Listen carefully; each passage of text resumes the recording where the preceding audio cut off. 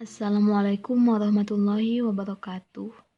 Saya di sini akan menjelaskan materi tentang shock.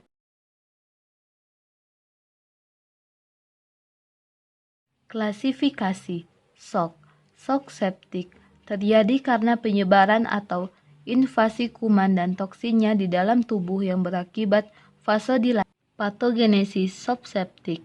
Pada septic shock, kuman atau bakteri akan masuk ke pembuluh darah yang sebelumnya telah terjadi infeksi pada tubuh host sendiri, seperti adanya meningitis, pneumonia, peritonitis, dan lain-lain. Tubuh akan menghasilkan atau mengsekresi makrofag dan reseptor komplement, kemudian akan merangsang sekresi dan si reaktif protein untuk keluar, kemudian akan membunuh kuman tersebut. Jika pertahanan pertama gagal, kemudian tubuh akan mengeluarkan media inflamasi seperti interleukin, necrotic factor, interferon, dan sitokin-sitokin yang lain. Kemudian proses ini dapat disebut dengan SIRS, System Inflammatory Response Syndrome. Kemudian hal ini dapat menyebabkan shock dan kerusakan organ multipli jika tidak ditangani dengan baik. Anamnesis sering didapatkan 1. Riwayat demam tinggi yang berkepanjangan. 2. Sering berkeringat dan menggigil. 3.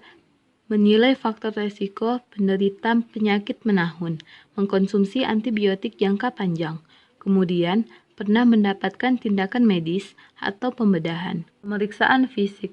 Pemeriksaan fisik didapatkan keadaan demam tinggi, akral dingin, tekanan darah turun, kurang dari 80 mmHg dan disertai penurunan kesadaran. Shock sepsis. Pemeriksaan laboratorium. Pemeriksaan darah menunjukkan jumlah sel darah putih yang banyak atau sedikit dan jumlah faktor pembekuan yang menurun. Jika terjadi gagal ginjal, kadar hasil buangan metabolik seperti urea nitrogen dalam darah akan meningkat.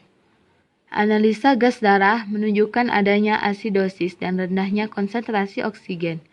Pemeriksaan EKG jantung menunjukkan ketidakteraturan irama jantung, menunjukkan suplai darah yang tidak memadai ke otot jantung. Biarkan darah dibuat untuk menentukan bakteri penyebab infeksi. Tata laksana shock septik. A. Tindakan medis. 1. Terapi cairan. Cairan parental yang sering digunakan pada awal terapi shock septik adalah larutan garam berimbang.